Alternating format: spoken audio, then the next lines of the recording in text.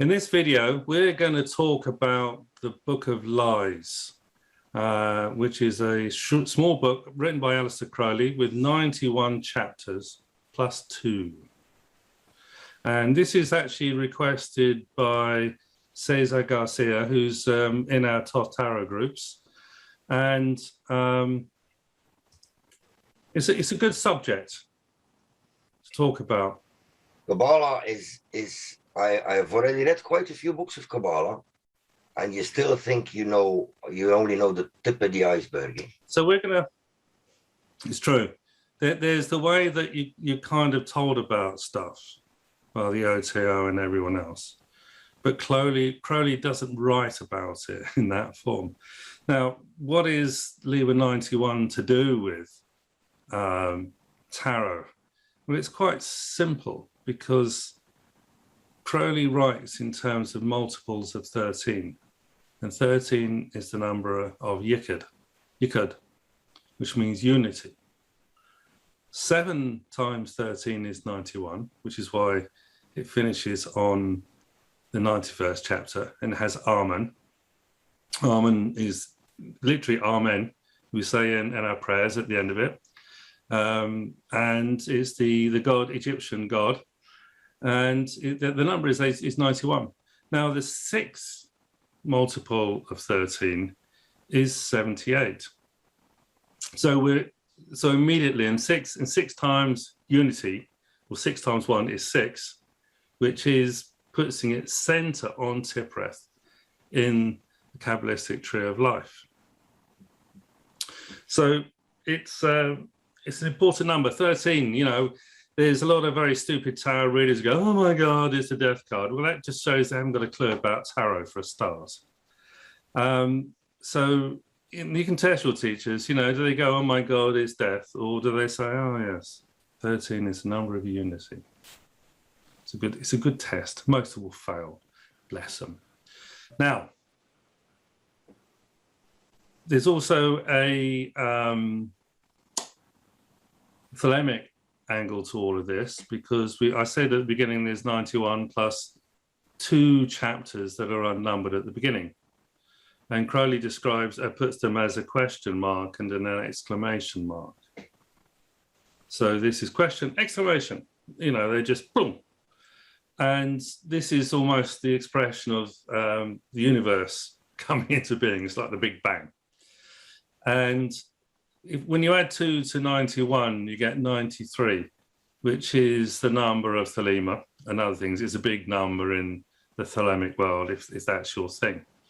Now, of course, if you reverse 93, you get 39, and 39 is 3 times 13. And tonight, when we talk about this first chapter, or really the first 3 chapters, the first 2 aren't chapters, but they are. We're into Trinities, the 3s, and we talk about the idea of the 3 cards going into the 4th one a lot in our tarot readings. When we do our 3-card readings, the 4th position is what we say about those 3 cards, in essence, and that's going beyond the abyss. But you have a light bulb went on. Haven't we made a video about Trinities a while ago? We did. Yeah. We did. I mean, there's a Trinity of God the Father, the Son, the Holy Ghost. God the Father, the Son, and the Holy Ghost. And Father, Mother, and Son. And they also have the daughter, which is the 4th position, you see. This is Yod, Hey, Vau, Hey. Yod, Hey, Vau, Hey comes to 26. And 26 is the number of the devil in the tarot.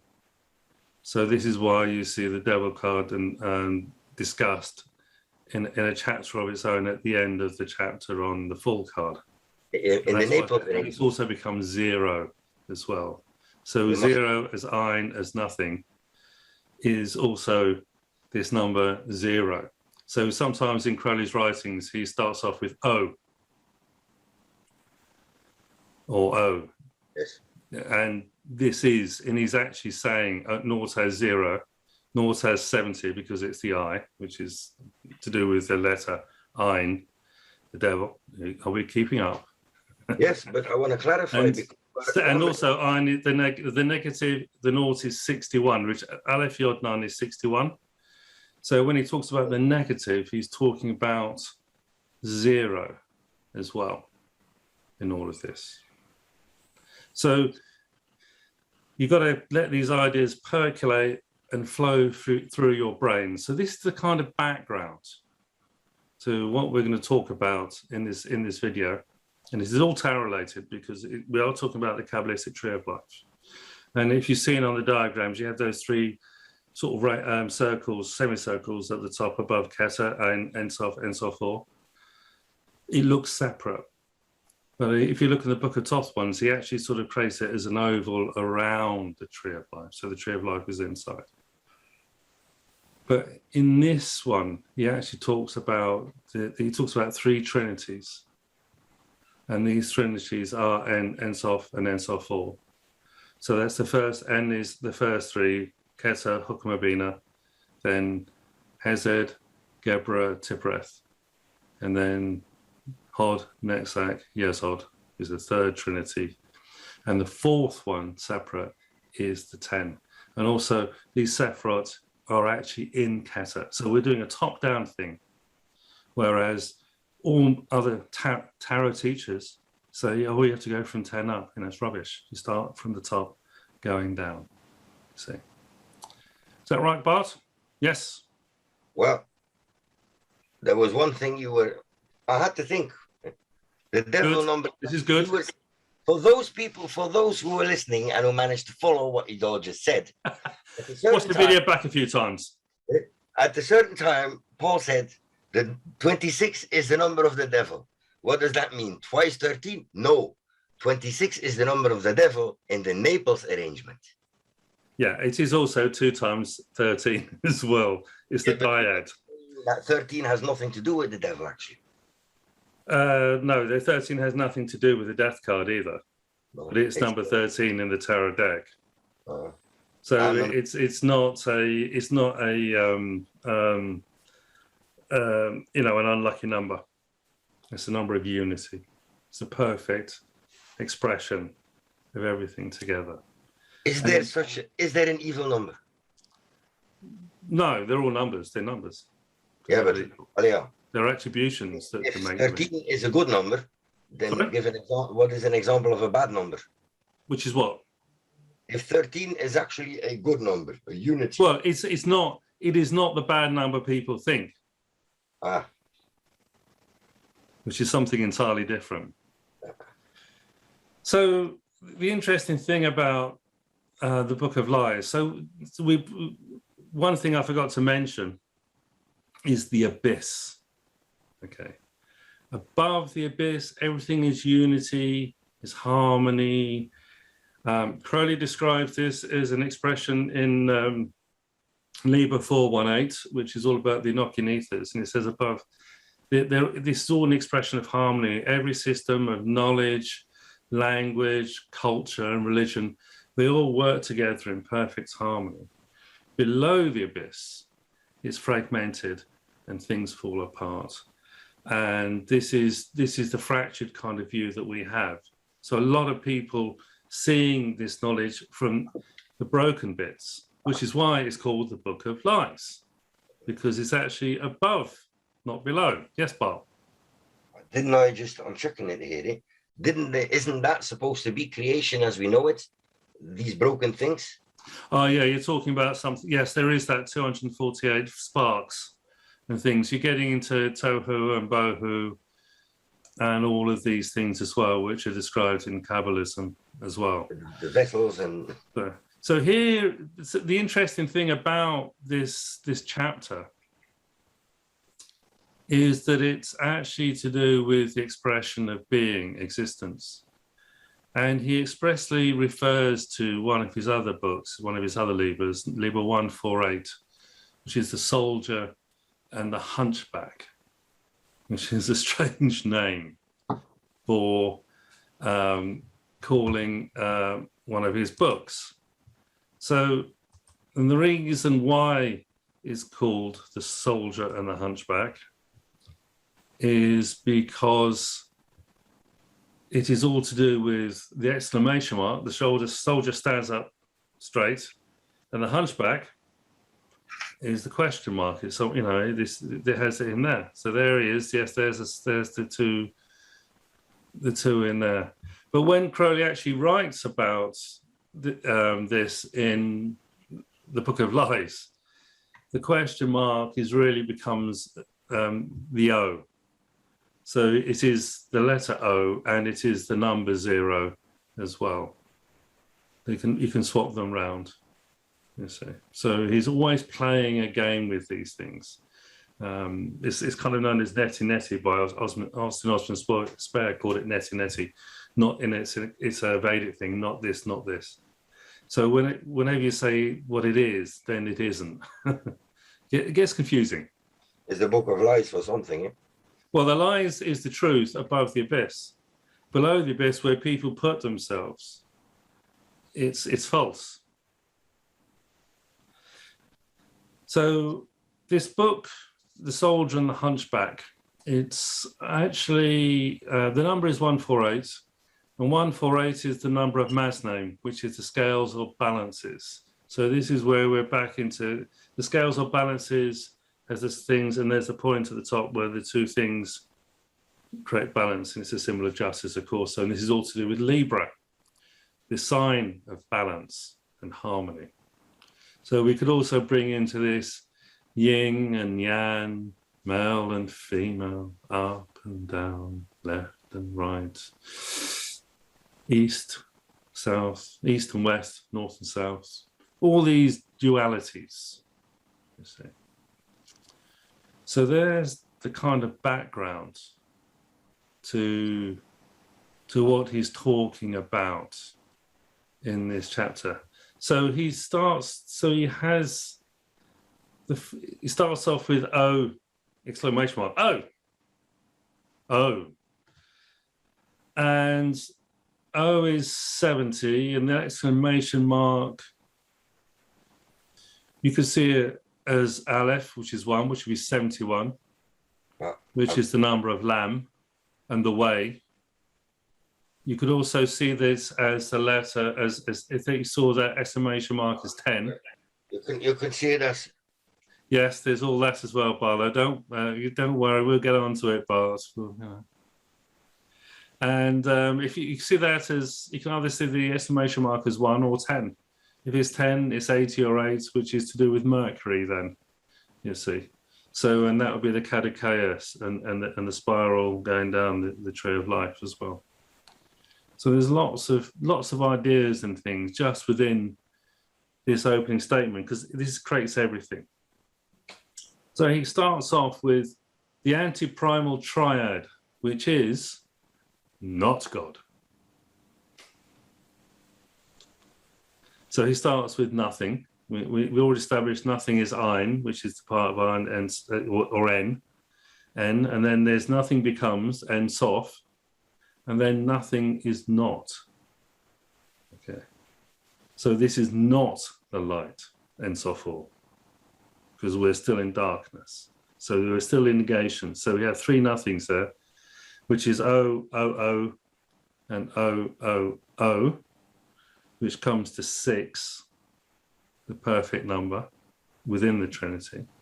And we're still within the, above the supernal triangles, essentially. So everything is contained within all of this. We could spend quite a lot of time on there. So he talks about becoming, and then nothing is not. It's something that becomes, but then it isn't at the same time as well. It's a tough doctrine. I mean, one of the main subjects of the soldier and the hunchback is about, there's a phrase said by Moses, Aya Asher Aya, which is I am that I am. And essentially, this chapter is a way of expressing that, because you get into being and existence and non-being and non-existence. It's a huge area of things that to go into. So, but you start with nothing. And then we go on to the first triad. So the first one, the anti-primal, the one before the first one is not God. And the first triad, so the anti-primal triad is zero, not. The first triad, which is God, so therefore we've gone to something positive. And he has three lines for this. And the first one says, I am. Then we have, I utter the word. And this third line is, I hear the word. Word. So the first triad, which is God, and then he goes immediately on to, I am. So he's not making a mistake that he's saying, I am God, because that's wrong. So he talks about expressing himself is the word, and the word is, this is one of the big things in Freemasonry, is the unutterable word, or the word that's been missing, all these kind of things. So from this darkness, from this nothingness, he says the word and he hears the word. So the word that he hears, he knows that he said. So no one else said it, but he was the only one that heard it. Keeping up, Bart? Yeah. The bird is the word. So we had the anti-primal triad, which is not God. Nothing is, nothing becomes, nothing is not. Then we had the first triad, which is God, I am. I utter the word, I hear the word. So this is an expression of unity. So he's not God, but he's expressing a unity with some concept like that. And the expression of God is silence, is the word. Okay. In the beginning was the word, and the word was with God. That's John chapter 1, isn't it? Verse 1, basically. It's a paraphrase on the first words of the Gospel of John. Then we have the abyss. We weren't going to escape the abyss. No. So we did a video, was it last week? On the abyss, or was the week before? Yeah. But I find as well, he pays a lot of attention to the abyss, considering the triads. Oh yeah, each sephiroth of the triad gets one sentence, but the abyss gets like a little poem. He actually gets 5 there, doesn't he? Yeah, just to the abyss. Yes. So now the word is broken up. You can say that as Kabbalistic, breaking it down into letters and the number values. So when he says there is knowledge, and knowledge is relationship, he's actually talking there about Keta, Chokmah, and Bina, because Bina is understanding and wisdom is Chokmah. Well, they say dot is knowledge, no? Dart, yes. So yes, knowledge is dart as well in this case too. In the comments below this, which Crowley added about 10, 15 years after he published this book to help people understand it. Sometimes it helps you understand it and sometimes it doesn't. But he actually sort of makes clear the state that this is all about the sephiroth, the emanations of the Tree of Life. So he's talking about emanations in a pure kind of way here as well. So this is emanations that are beyond the ideas of the planets and all these other things that we tend to associate with the sephiroth. So this is all the sephiroths within the sephiroth of Keta expressing themselves. And Keta is a kind of unity that's going on. So the word is broken up. There is knowledge. Knowledge is dart and is related to the abyss. Knowledge is relation.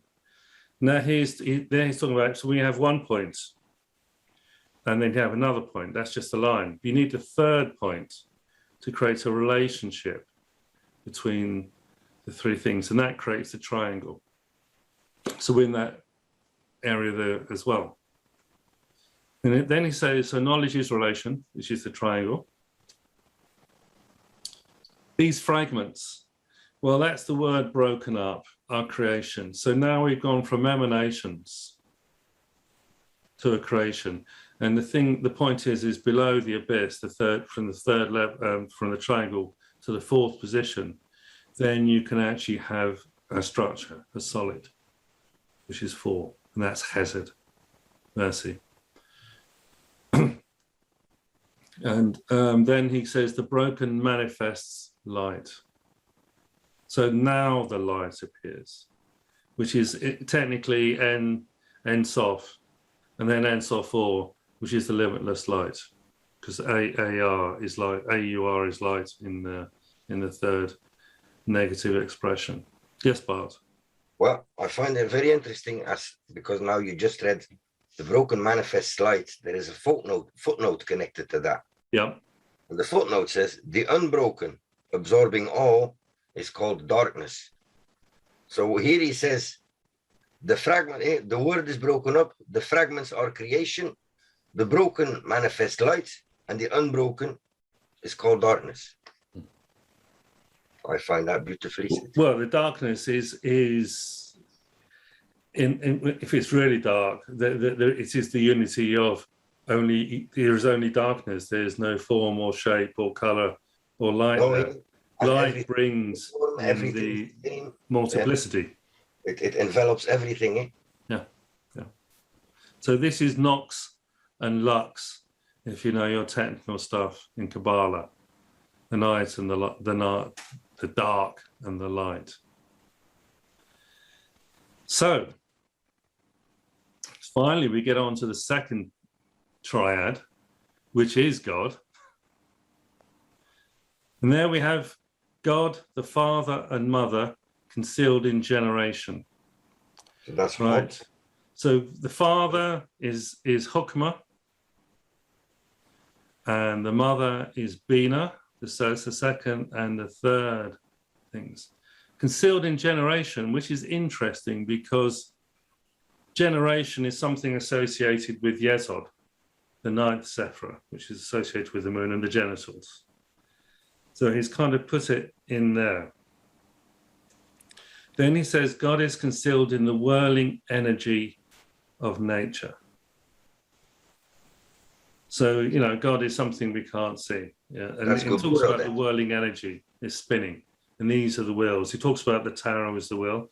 So this is direct reference to, and he says God is a spiral force. He says that several times, particularly in the book of Thoth as well. Zoroaster. It's a spiral, it's a vortex. Well, the first time I read this, because I'm following now in my head, it is the Tree of Life he's going down, eh? Yes, he is, yes. So now, actually, this is God the Father and Mother is concealed in generation. That's a Chesed. Is? Chesed. How do you call it in English? You could see it as that as well, but it's concealed in generation. So the thing is, we have the abyss. The abyss is actually below Hokmah and Bina, where Father and Mother are. Yeah, but this is the first Sephiroth underneath the abyss now. But the generation is associated with Yesod, not Hesed. Oh. But yes, it's manifestation. You can say manifestation, which is something different from generation. Totally different subjects. We're getting caught up in the semantics of which are important distinctions you make on all of these things. So he says, so now the thing is, in the God, he says, God the Father and Mother is concealed in generation. And then he said, God is concealed in the whirling energy of nature. So with nature, we could also see as Pan, because Pan means all. And all is ALL, and ALL is 61, which takes us back to nothing, all and nothing. This is how you have to think. And Crowley's doing this in all of his writings. It's all very self-referential. And you're constantly going backwards and forwards, creating, destroying, manifesting and demanifesting, and all of these things. So we're back into solve coagula would be another way of describing all of this as well. You create and destroy, you fragment it, you bring it together, you fragment it. And this is the process of knowledge and learning. You learn something new and then you apply it to all the things that you know before. So you take things apart and then you put it together again, and you see things in a different light that's going on in there. It's like, and you die and you are reborn again as well. Yeah, there's all of this death. That's 13. Then he goes on to the third line. God is manifest in gathering. So he's concealed in the whirling energy of nature, which is a kind of existence kind of thing, isn't it? Mm-hmm. Even though you see nature as beauty and all of these things. And then he says harmony. Harmony is Tiphereth. Exactly. This would make sense because this is the sixth, the number 6. If you start with I am, I utter the word, I hear the word, God the Father, God is concealed, and now God is manifest. That's Tiferet. Yeah. And we know that we're talking about Tiphereth on the third line because it says consideration, the mirror of the sun and of the heart. Well, the sun and the heart are both related to Tiphereth. So we're clearly in the position of the sun. The mirror of the sun is the moon, which is Yesod, which takes us back to the first line there, concealed in generation, you see. So you're jumping around. So he's talking about the sephiroth without naming the sephiroth, and he's doing that because the sephiroth haven't appeared yet. Well, when I don't mean to contradict you, please. This is all about contradiction, Bart, because it's the lies. It's not true. It's the lies, the book of lies. You just said father and mother is concealed in generation, and this is referring to Yesod. But yes. Then if you look at the second last one, it says begetting. And this is where logically Yesod would be. Well, hang on. Yes, exactly. So they're all, you could create a kind of a table of diagram, and you can see the first line refers to the first line of the next triad, and that refers to the second triad, the first line as well, going down to. So there's lots of ways of doing this. He's talking about the nature of transformation and destruction and creation. This is the idea that the universe was created and destroyed many times, which it says that in the Bible before we have this. That's the Kabbalistic story, the creation and destruction. This isn't the first time. They have even discovered that recently in what is it, National Geographic or something, where the scientists are more and more starting to believe now that there hasn't been one Big Bang. There's actually been a lot of Big Bangs. Yeah, and it could be one. This could be the one going on right now. We're in it. We don't know. Yeah. It's the idea that you wouldn't know that you're in a black hole. No way. You see, because it's all relative. Coming to all of these things, and you have to remember, Crowley studied logic and mathematics as well. And so you'd have to read The Soldier and the Hunchback, which is it's not a big book, and it is all about the exclamation mark and the question mark as well. So he's deliberately flipping things over because this is the book of lies. It's not true, and he says don't look into it because it's the lies. So whenever he says don't do something, you always have to do it. It's a bit like being a teenager when your mum and dad says, don't do that. That's the first thing you want to do. So we go on to the third triad. So the second triad, I ages ago, I talked about this idea, there's this, of the Tree of Life is seen in relationship of 3 triads. So it had Keter, Hokmah, Hesed, Gebra, and Tiphereth, which is where we got to with the second triad, which is God. Because also with Tiphereth, the God, the God is Tiphereth, which is the Son, S-O-N, the Son of God. So it's a reference to to Jesus, the Son of God, in there as well. S-O-N and S-U-N, which of course makes no sense in Hebrew, because son is shamash, and S-O-N of a child, a son, a boy, is Ben. You see, so there's no linguistic relationship in Hebrew, but they've made it in English. Just one of those things. So we get to the third triad. It says bearing, preparing. Wavering, flowing, flashing.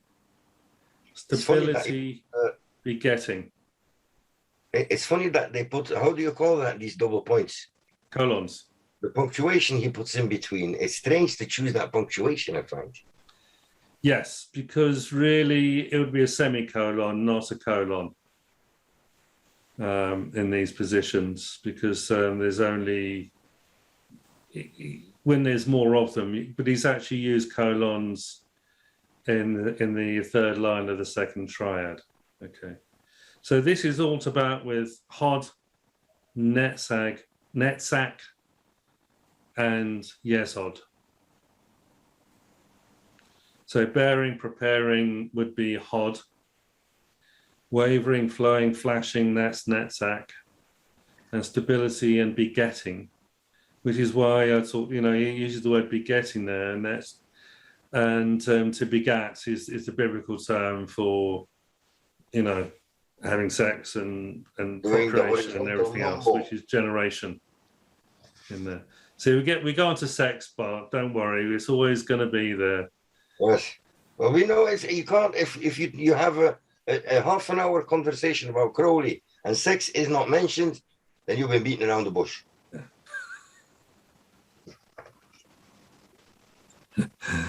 Well, obviously not beating about the bush.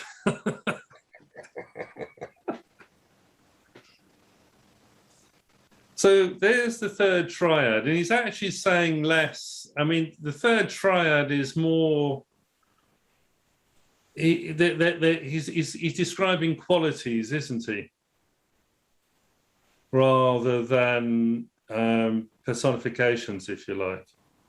So we're probably into the area of the primordial quintessences of being here, your favorite phrase. Yeah, and knowing Crowley here, I don't know, I really, flowing, flashing, fluff. Yes. It's Crowley, whenever you see Crowley repeating the same beginning letters, all the same words, he's up to something. And also there are the vital triads that we have at the back of the Book of Thoth as well, you see. So these are the first and second triad and the third triad. So there's 7 vital triads, which is the interesting thing, of course, is that 3 7s are 21. There's 22 major arcana, and there's the final one is the universe card. And here the 10th emanation is the world, which is Malkut, the kingdom, and that is cognate with the universe card, the 22nd letter of the Hebrew alphabet, and there's the 22nd tarot card, or it's the 22nd card, number 21, just to confuse everybody. So there we are. This is. See, before, you tend to see, we see the Tree of Life, the diagram, and there's the lines on it. And this is kind of manifesting and disappearing and appearing again, and to come to a point where it actually flows. But it still comes back to unity in the 10th point. And the 10th point with 1 and 0 is 10, you see, which takes us back to the first line, which is OI, and now it's become IO. Oi. Yeah, oi. And if we add the aleph in there, as why not, then we have IAO. And there's also a magical phrase where it goes IAO and OAI, or OAIIAO. Now, isn't it supposed to be ERO? You can say it like that as well. E-I-E-I-O. Yeah. What I do find peculiar is in the second triad, God is concealed in generation, God is concealed in the whirling energy of nature, and then where Tiferet is supposed to be, the sixth one, God is manifest in gathering. So this is actually the first actual appearance of God. So I think he might be.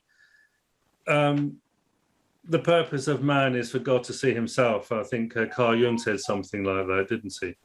So it's actually, you know, God needs man in order for God to know he exists. We're in chicken and egg territory here. So we're not creating a living God or thinking that we are God, because that's blasphemy.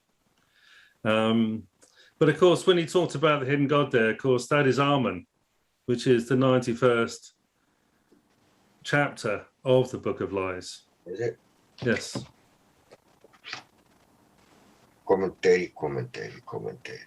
Oh. Amen. And that's it? Yeah. It's A-M-A-E-N. Yes. But it's, yes, A-M-E-N, because then that also means that we have 4 letters, you see, 4 elements. But in Hebrew, it's A-M-N, 91. Yes. So when we, so that's the commentary. So that's the chapter that is not a chapter. That is, it is not the chapter that is not a chapter. It is chapter that is not a chapter. We forgot something. What? Abracadabra. Oh, that's been for another day. That's going to be, you know, people are going to have a lie down after this one. We're going to have a lie down after this anyway, I can tell you. So now we come on to the commentary. So he has 2 sets of commentaries in here. There's a commentary on, in brackets, the chapter that is not a chapter. And then he has a commentary. Then he has a commentary on the anti-primal triad. So the anti-primal. So he has a commentary on the chapter that is not a chapter, which is number 0, corresponds to the negative. So whenever we see negative in Crowley's writing, he's referring to Ain Not 61 before Keter. Okay, and he calls them interrogation and exclamation, because the book, the Hunchback, the Soldier and the Hunchback, is about interrogation and exclamation. It's analysis and synthesis. You analyze it, you take it apart, you interrogate it, you try and work stuff, and then you get the magic aha moment. Oh wow! Oh my God! You see something, and this is how Crowley, in essence, wrote his books, including the Book of the Law. And there's an interesting thing when Crowley was a poet, and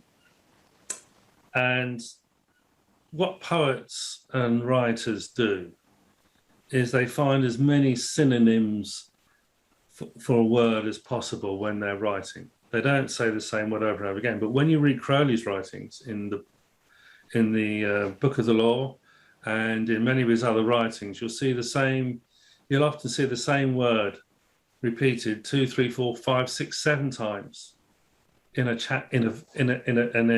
paragraph, let alone the book. 111.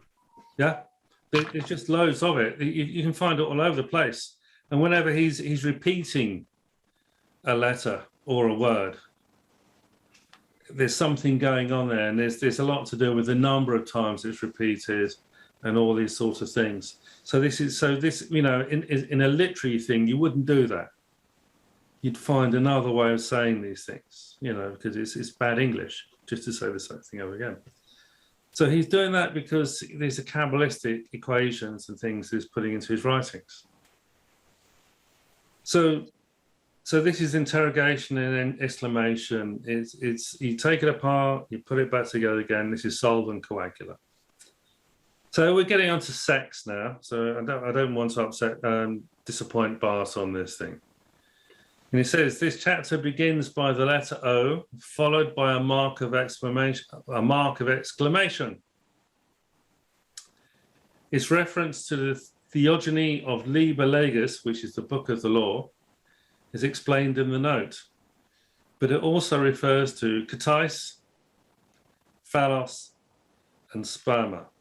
I think you can work out what phallos and sperma is, and if you can do that, you can work out what treatise probably means. Yoni. And he says, it and is the exclamation of wonder or ecstasy, which is the ultimate nature of things. So he's really saying that, you know, in these trinities, treatise, phallos, and sperma,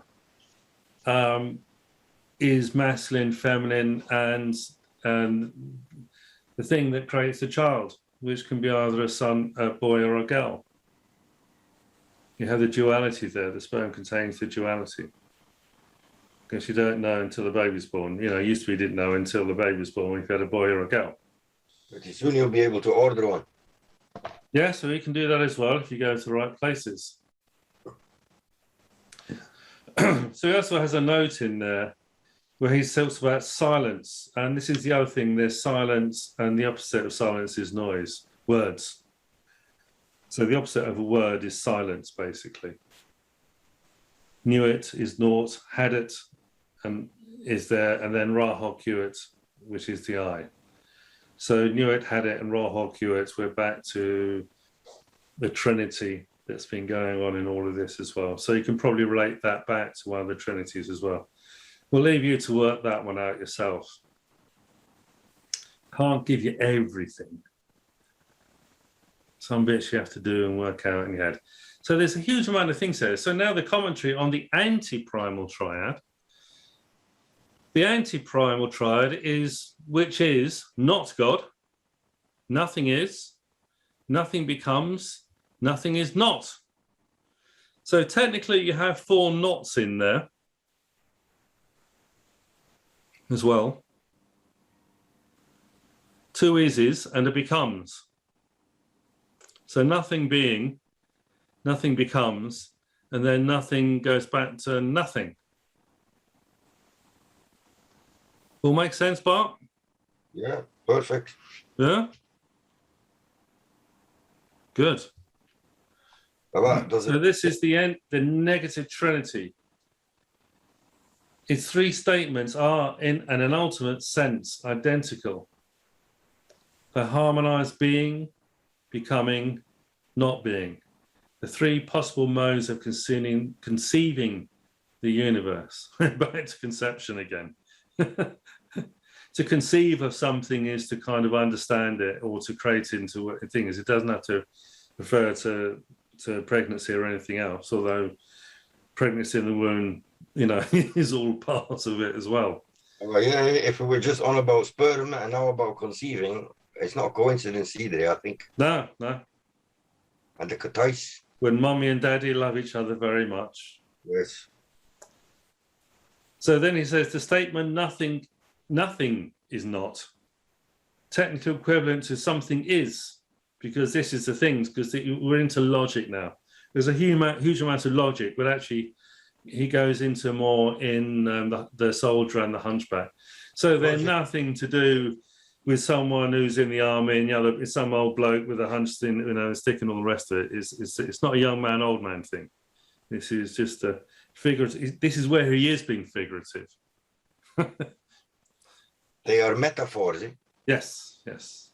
And the rest of the chapter follows the sephirotic system of the Kabbalah. So if you didn't know, now he's telling you that this is actually the Kabbalistic Tree of Life, if we didn't know that, and constitutes a sort of quintessential comment upon that system. Quintessential. Yay, quintessential. Quintessential means the essence, and it's also with 5. So then he's actually saying that the sephirotic system, and he's also a commentary upon itself at the same time as well. So it's self-aware. It's being becoming, and it's knowing itself. That's it. It's very deep, and far deeper than you usually often get on most Kabbalistic treatises, if you read them, they skip over this bit basically. It's like there's nothing there, all then there is. Because it's hard to conceive of nothing. This is the problem. Well, so then he goes basically through, which I've already said, which is, if you didn't know, the sephiroth. And he said, those familiar with that system will recognize Keter, Hukmah, Bina in the First Triad, Dart in the Abyss. So Dart is in the Abyss, and that's actually to do with Korans on as well. So Dart means knowledge. Then we have Hesed, Geber, and Tiphareth in the Second Triad, Netzach, Yod, and Hod and Yesod in the Third Triad, and Malkut in the 10th Emanation. So these are emanations, all of them. They're not expressions that we understand the Kabbalistic Tree of Life to be. These are more of notions and ideas. Yes, Bart. Well, when I was reading the Sefer Yetzirah a while ago from Arian Kaplan, it is, I believe it. Good book. Yes, I recall reading in there how he was explaining that the sephiroths are emanations, which means the sephiroth are states. They are immobile. They are conditions. They are states. They are circumstances, as the word. Crowley's not saying that. He's saying these are interactions that generate onto the next stage. They interact through the paths. The paths. No, we're not doing these. There are no paths here. I know, but we're not. The paths haven't arrived. No, but the sephiroth are emanations. Yes, they're not paths. That's what I mean. And emanations are stable, steady things. Well, they're not, are they? Because they're actually dynamic and moving and interacting and creating. Yeah, within themselves. Yes. You could almost see this as an onion skin kind of thing, where the 10 sephiroth are, like Russian dolls, getting bigger to smaller. Although they wouldn't be smaller than each other, they'd be the same size. And he says it will be noticed that this cosmogony is very complete. The manifestation even of God does not appear until Tiphareth, which is the point we made. Yes. And the universe itself, not until Malkut. So this is the part. So the cosmogony. He's actually talking about the parts of him, because he's describing them as people, isn't he? These are the parts of him, the personifications before creation happens. So this is now the personifications before God. So God doesn't appear until Tiphareth, and the universe itself not until Malkut. So this is very deep. Is it worth mentioning the full court? You can, yes, you've mentioned it. Yeah. Well, I mean, is it worth delving deeper into, or Not on this one, no. No, I think this is, because this is really just the numbers 1 to 10. And we have the Naples Arrangement, which is very much related to all of this as well, you see. So the Naples Arrangement, so called because it was written by Crowley in Naples, and it appears in 2 forms in the Book of Thoth. So this is a deeper primordial expression of the 10 states, and Crowley is very often writing about this level and not the level that we see of that diagram with the 22 paths. This is not the diagram of the 22 paths. This is the diagram of the 10 numbers. So this is why he hasn't brought in anything of the major arcana or the letters of the Hebrew alphabet either. They don't exist at this moment. This is the sword, not the serpent. Yes. Yes. We could also see this as the 4 levels of creation. Atzilut at the top, fire, Bria is water, Yetzirah is air, and Azaya is earth. And these is technically, this is to do with, sorry, Bart? And the 4 levels of consciousness. You can do that as well, yes. But this is, and then this is into YHVH territory, which is 26 again, which is what we started talking about down there somewhere. And then he says at the bottom, the unbroken, absorbing all is called darkness, which you mentioned, Bart. Yes. So this is essentially darkness with various shades of light. And various shades of light give us color, basically, different wavelengths and things. But so the darkness consists of the unbroken words. Yeah. So because darkness, it's hidden, it's concealed. And Amoun, which would be Amoun, because Amoun is the concealed God. You see. Well, what? Alice Clark? Is all understood? Oh yeah, this is when I remember when I started reading the Book of Lies the first time, and I read this. This is you straight away figure out this is because I didn't have the version with commentaries. Right. I had a version without commentaries, which is but this one I figured out straight away, and I loved it. Yeah. It makes you. This is a good thing to start the Book of Lies with, because it does. It gives you appetite to continue. Just as a taster, the first chapter, because that's the chapter that is not. The first chapter is the Sabbath of the goats. Remember, we said that the devil appears as a chapter in the commentary on the full card because it represents 0 and 9. So the first chapter is called the Sabbath of the goat, which is Capricorn, and Capricorn is 26, which is YHVH, which is the 4 levels of creation, and there's numbers 1 to 10. And it's a tetractys as well. 1 + 2 + 2 + 3 comes to 10. And it says, "Oh, exclamation mark." Again, As if we now know and understand what it means, if we didn't before. The heart of Nox, the night of Pan, then Pan, duality, energy, death. So there, Nox is darkness, or the night. Pan is all, Pan, which comes to, Pan is actually 131, which is the number of Samael, the devil. So then we're into duality here, the good and the bad. So Pan is not bad here. What when he writes Pan? Yes, he's written it in Greek. Yeah. So there's 2 Pans there. Why would he have done that? Because Pan was a Greek mythical figure. Pan means all.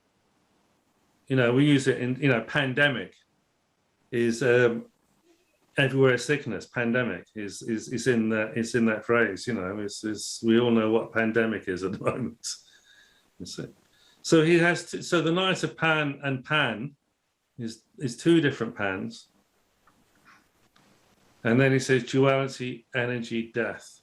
So we got onto the dyad, and this is the manifestation and maintenance and destruction. We talked about that last week in the astrology video, didn't we? Creation, maintenance, and destruction as well.